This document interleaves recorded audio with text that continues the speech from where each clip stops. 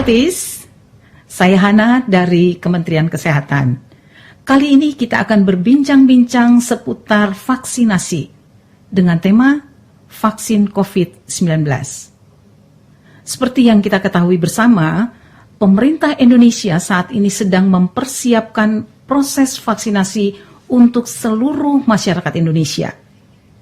Bersama saya telah hadir Profesor Dr. Chandra Yoga Aditama, SPP Mars, DT dan H, DTCE, yang berpengalaman di bidang kesehatan, baik nasional maupun internasional, termasuk WHO.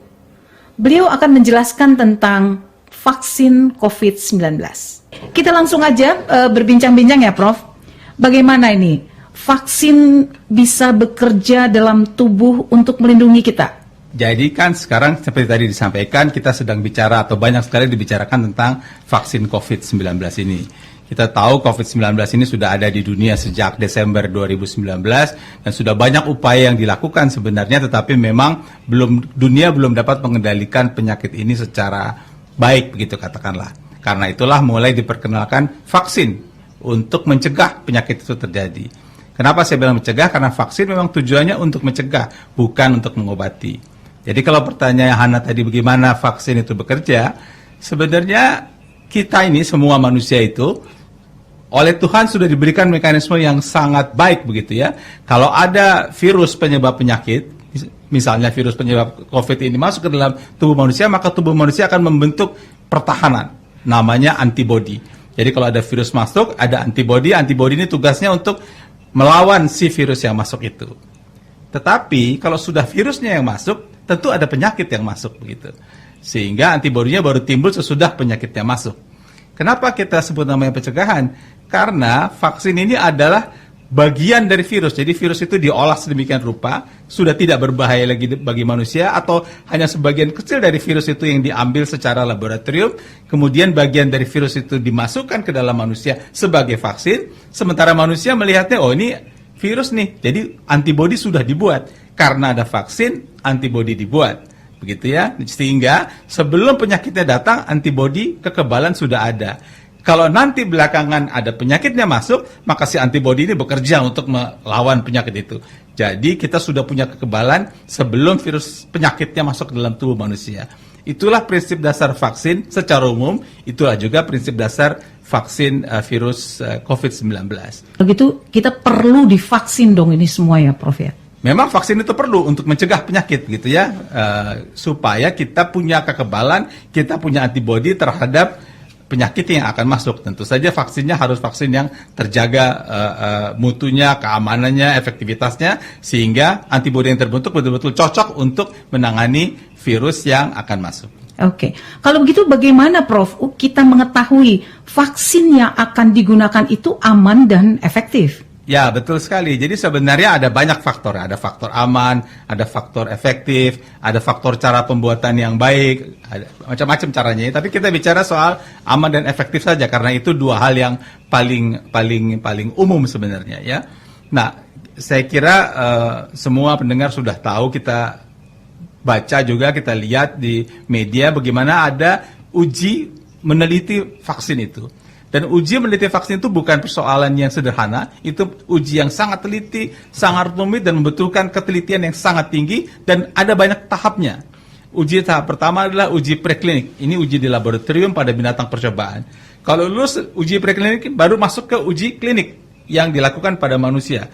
Uji klinik pada manusia pun bukan cuma satu, ada uji klinik fase 1, ada uji klinik fase 2, ada uji klinik fase 3. Jadi memang tahapnya, semua tahap harus dilalui, dan keamanan dan efektivitas dinilai dari semua tahap itu. Kalau sudah lulus tahap yang pertama, naik ke tahap kedua, artinya di tahap itu oke buat aman dan efektif, naik lagi ke tahap berikutnya oke buat aman dan efektif, naik lagi ke tahap berikutnya oke buat aman dan efektif.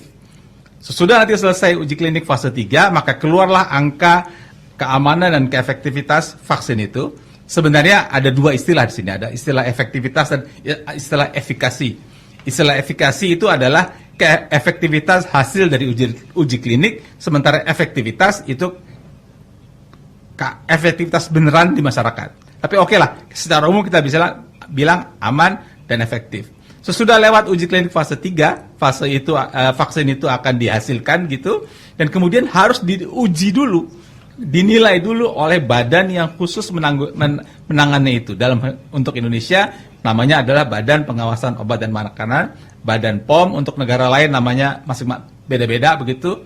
Kalau semua memang berjalan dengan baik, maka si Badan POM ini akan mengeluarkan surat izin. Bisa surat izin tetap kalau hasilnya sudah maksimal semua, atau surat izin sementara kalau kita pakai situasi memang pada saat COVID seperti sekarang ini.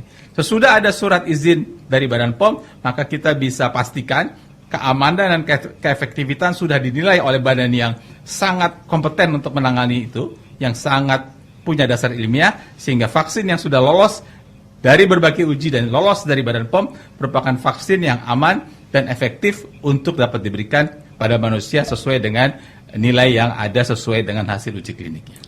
Oke, kalau gitu vaksin yang akan digunakan nanti sudah dilakukan berbagai uji coba ya Prof ya, sehingga itu pasti aman dan efektif. Sudah dilakukan berbagai uji klinik ya, uji klinik berbagai fasenya, dan kemudian dinilai lagi oleh badan yang berwenang untuk itu, sehingga mereka nanti bisa memverifikasi lagi apa yang sudah dilaporkan ini benar apa tidak benar, dan hasil dari mereka sudah melalui kajian yang sangat dalam, sehingga apa yang dikeluarkan oleh Badan POM sudah memenuhi semua kaidah ilmiah nasional dan juga internasional sebenarnya.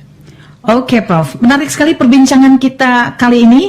Terima kasih untuk Prof Chandra yang sudah berbagi pengetahuan buat kita semua. Prof, boleh dong kasih closing statement buat kita semua? Ya, yang pertama kita kan vaksin sudah memang sedang dalam proses lagi. Katakanlah sedang dalam proses akhir dan vaksin akan diberikan. Vaksin seperti disampaikan tadi bertugas untuk mencegah supaya orang tidak menjadi sakit karena tertular virus COVID-19. Tetapi sambil itu berjalan, kita tetap harus menjalankan protokol kesehatan dengan ketat, gitu ya. Jadi 3M itu tetap harus dijaga, menjaga jarak, mencuci tangan, memakai masker. Bisa juga ditambah dengan beberapa MM yang lain. Contohnya menjaga cara memberi salam dengan benar. Contohnya melakukan olahraga yang teratur. Contohnya juga memakan makanan yang bergizi atau melakukan pola hidup bersih dan sehat. Jadi dengan semua itu kita melakukan proteksi bagi diri sendiri untuk menghadapi situasi pandemi COVID-19 sambil juga vaksin nanti akan bekerja.